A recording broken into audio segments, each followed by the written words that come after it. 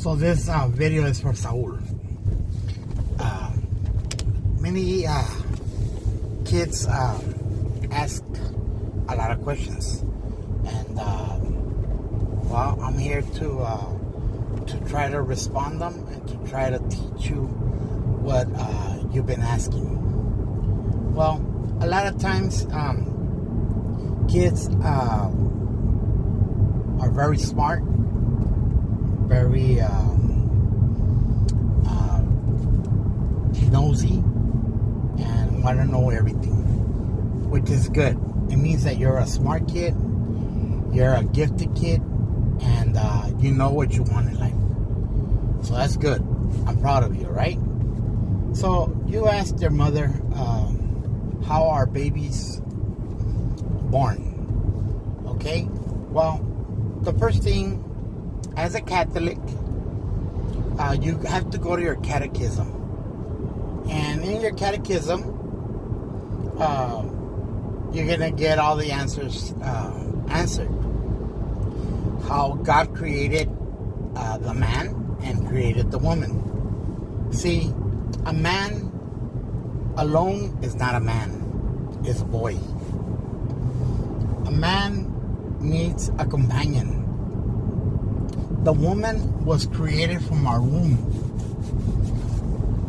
and she was created with sensibility, with love, with patience, and she was created different than the men.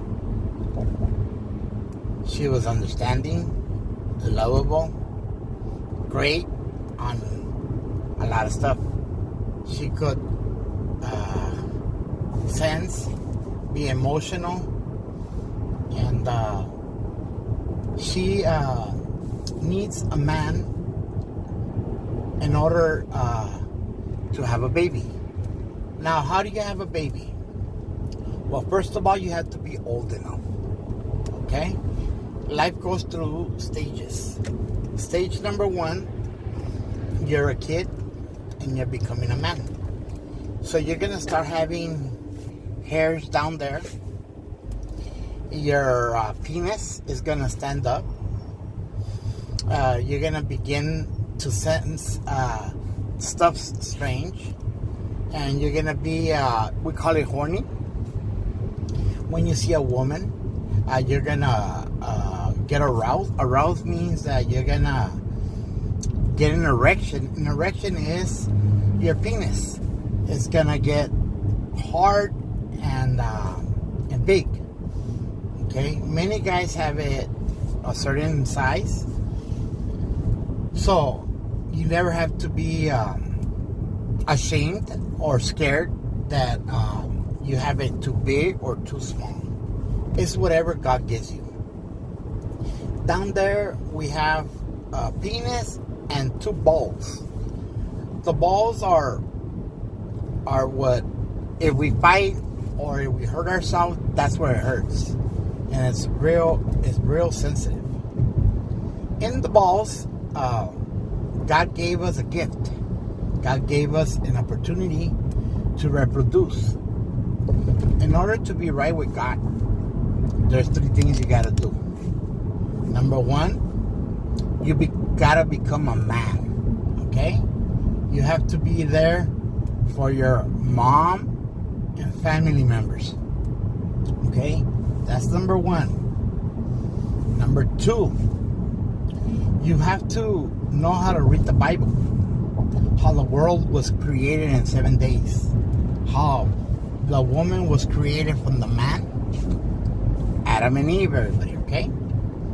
And how we ate the apple from the Garden of Eve. And the snake tricked us and made us, took our blind away and made us ask all the questions. See, you're asking right now questions. When you have questions, it means that you're growing up. It means that your questions have to be answered. In school, they're going to teach you sex ed and physical, how your body is going to be growing and developing in weird ways. See, there's nothing wrong asking all the questions. There's nothing wrong by knowing your body and getting aroused and getting turned on and liking people. Maybe when you climb a pole, you're going to get aroused. You're going to get a hard-on. And hard-on means that God gave you life. God gave you a reason, a purpose. And as you're growing up, you're going to be around 12 years old. You're going to start going to the restroom with a lot of men. And you're going to have to be taking showers on your own and washing your private parts. And some people are circumcised, and some people are not. Well, you asked the question, how are babies born? Okay, so we know that God created the woman off our side of us. And she created her the opposite of us. And protected, understanding, and he made her very skillful, very intelligent. And some women, like your mom, they're special. They're hard workers, and they're very dependable, and they work hard to provide for all you guys, okay? Well, in order for you to have the 3 rules of life, so number 1 is you have to become a man. Ask questions. Number 2, you have to know God. You have to respect God, and you have to know the purpose of God. See, when you ask for a kid is a miracle, is a blessing. It's something that God gives us as a gift. And he wants us to reproduce, to have kids, many kids. And not only does he want us to have kids, but he wants us to teach them about God, about the Bible, to be a good person, to be responsible, to be caring, to take care of your parents, to be understanding with your family, to take care of your brothers and siblings, you know? And number 3, which is the most important, when a man needs encouragement, needs a purpose, needs a family, wants a family, he asks God. God, anoint me, bless me, and show me your path, what's right. And once you know your path, God will send you a woman that you're gonna love, you're gonna treasure, and you're gonna get married. It doesn't matter you get married, don't get married, but you're supposed to get married, okay?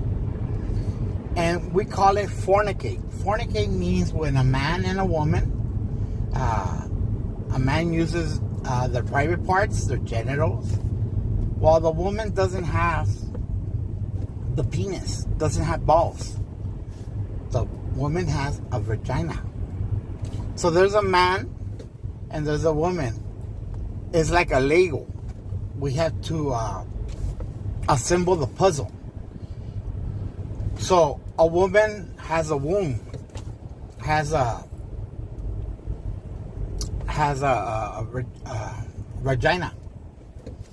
In the vagina, she has eggs and sperms and eggs and nests, like a place where babies are going to be protected, and where God does the magic and allows you to have the blessing. You should never have a kid unless you're a man. You take care of your mom. You did your doctrina. You did your Bible study, and you know how the woman is created, and you could take care of a woman. When you are ready, you're going to ask for a baby. And you ask God to give you the opportunity to teach and to be there for whatever baby comes. And we work as a family, not just mom and dad. It's everybody. The world. We have doctors, we have nurses, we have grandmas, we have friends and family that help us and teach us to have sex. If you're a Catholic, we can never use condoms. We can never use any chemicals or anything like that. When God asks you that you have to reproduce and you have to teach and you have to give back to the world, you find a woman and you have to love her, be there for her, and not abandon her, and especially not abandon the baby, because babies are going to grow and they're going to ask a lot of questions and they're going to need somebody to teach them to be there. That's where you're at. Well, when a man and a woman consume sex, okay, it's like a hot dog and a bun. When they fornicate, when they have sex, it's got to be consent. The woman has to allow you. You cannot force her, abuse of her, demand from her. You have to give her her space to determine if she wants to have a baby. When it's consensual and you ask God and you get married, you guys have sex. And when you have sex, the woman has, we call it deposit. She has her vagina, and we have our genital that, it's like when you go to the restroom, you piss, but this time it's not piss. This time is something magical, something that when you grow up, you're gonna be used to. Right now, you're not. It's like when you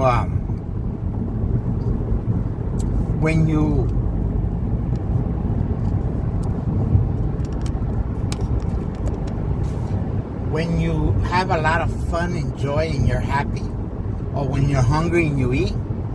That's more or less the feeling that you're gonna feel. Your hairs are gonna stand up, and you're gonna ask God, as well as the woman that has the womb, and you're gonna give her sperms. Those sperms are like little fishes, little guppies. They swim, and they're like 10,000 of them.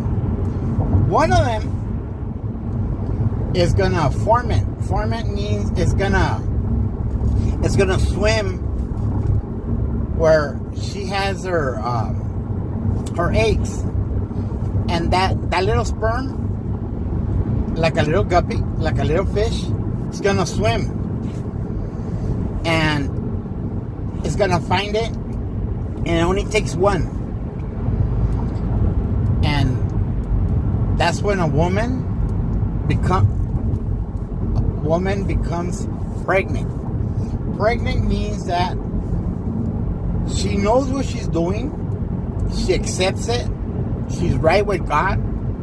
She already did her catechism, and she already got people to explain to her, because it's very dangerous. It's very painful, and it takes 9 months in order for that baby to be born. So now the stomach is going to start growing. A lot of people call the babies when they're in their first signs, they're gonna call it a fetus. A fetus means that it's being formed. It's like a little fish that's gonna start forming. It's gonna have hands and fingers and a nose and eyes, and it takes 8 months. And you have to care for it, love it on the stomach, talk to the baby, give it love, and welcome him in. Remember, a baby is a miracle. A baby is that God chose you to become responsible and to form a family. So it's going to be your responsibility to help your woman go through the pains, go through the vomits, go through the anxiety, through all the emotions and all the crying, getting mad, scratching, hitting, being upset. So it takes 8 months. Every month it's called a quarter. We go to the doctor and we do ultrasounds and we start seeing him. We hear his beat, his heartbeat, and it comes to life when you give it a lot of love. And if you're lucky enough, God blesses you and chooses you to be a father. And you have to choose the right woman, a woman that you're gonna be loyal, a woman that you're gonna love, care, not abandon, and always be there for her, no matter what. And that's how babies are formed. Now, when a baby is gonna be born, it changes the name from fetus to baby. That's when we do our communions. That's when we go to the doctor, and that's your mom has to learn how to walk, how to breathe, how to eat double for your baby, and teach it a lot of love, and talk about God, and give it a purpose and a reason, and tell it how much He loves them, and how much we're waiting for Him in this world, him or her. Okay? Well, if you have more questions, God has chosen people to be around you, to teach you, to help you become a man. And not only a man, you have to become the best man. You have to be a man of God, and you have to learn to prepare yourself and reproduce. In order to be right with God, you have to have kids.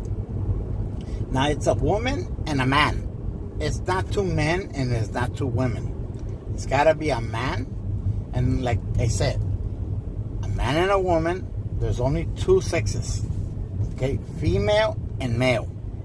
Right now we're living some hard times that people are crazy and say that two women could be married or two men también. That is not of God. God will never allow a baby to be formed from two women and two men. It's got to be a woman and a man. And it has to be made of magic.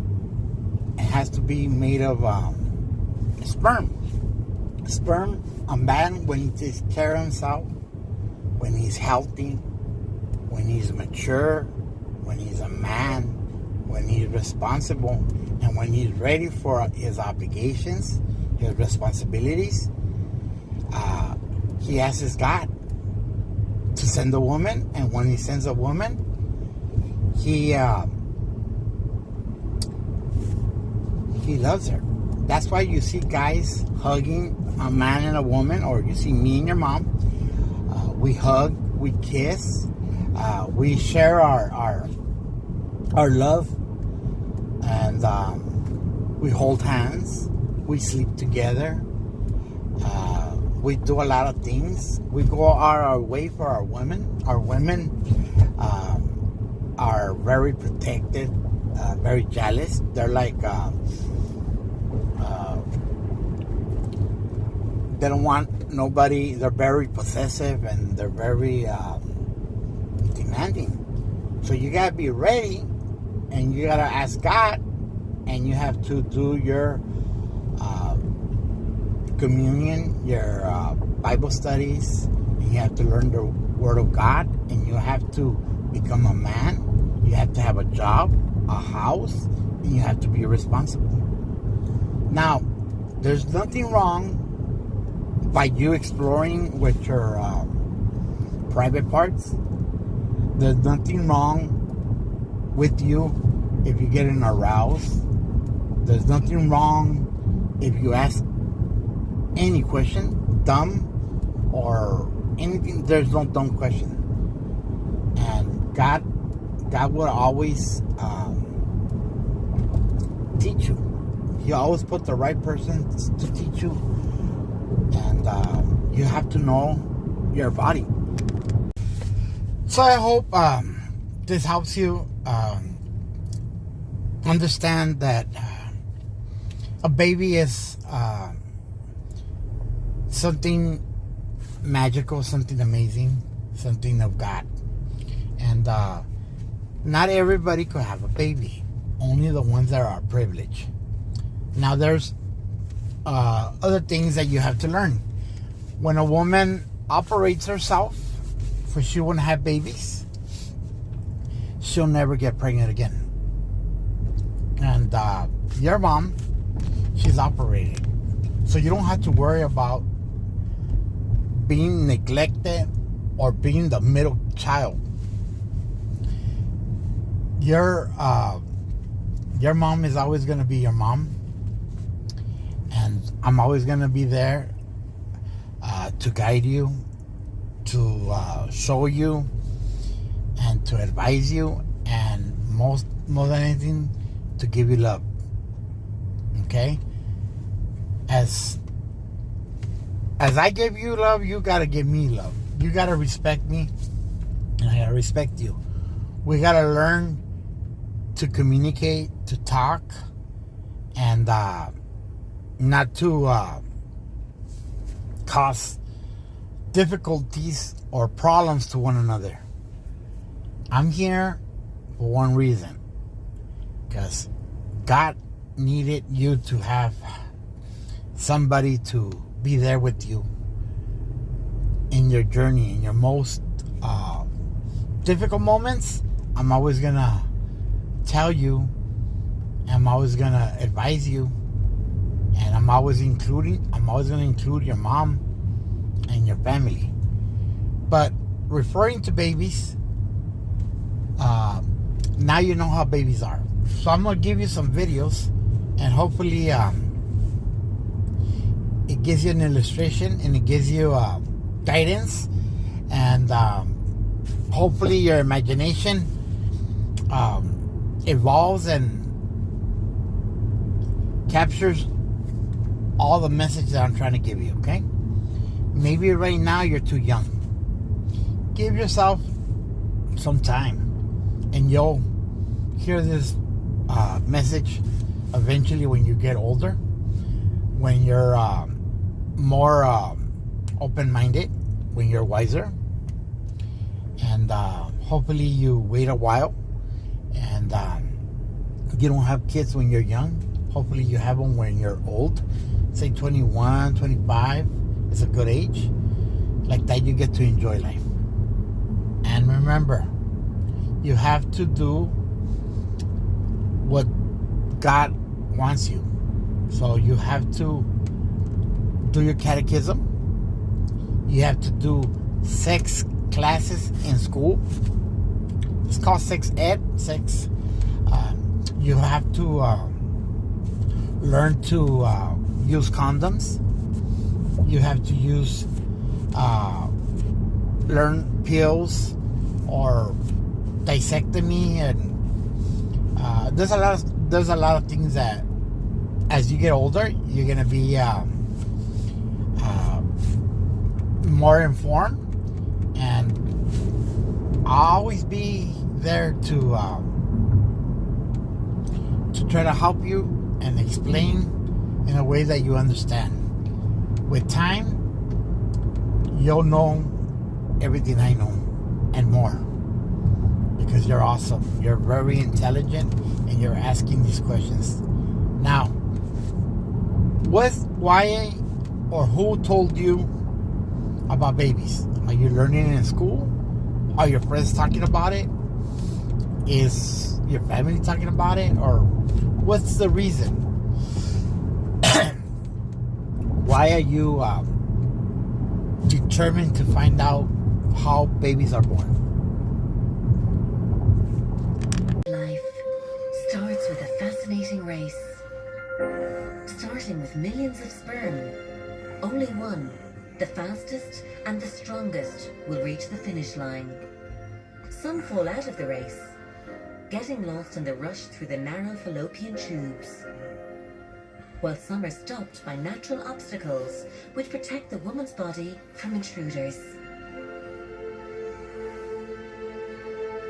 Those who make it closer to the end compete fiercely with each other.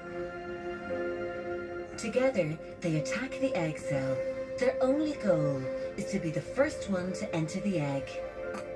Only one will make it through, but the others simplify this mission by slowly dissolving the membrane of the egg. Finally, we have a winner. The winning sperm enters the egg and conception occurs. Half the man's and half the woman's chromosomes combine. This creates a unique DNA code which is needed to create new life. These combined chromosomes form the first cell of the new baby. This is now called the zygote. The zygote starts to divide into a cluster of cells and begins to travel to the friendly and safe habitat of the uterus. When the zygote is divided into a bubble of cells, a blastocyst is formed with an inner layer of cells making up the embryo and an outer layer which will protect and nourish the embryo.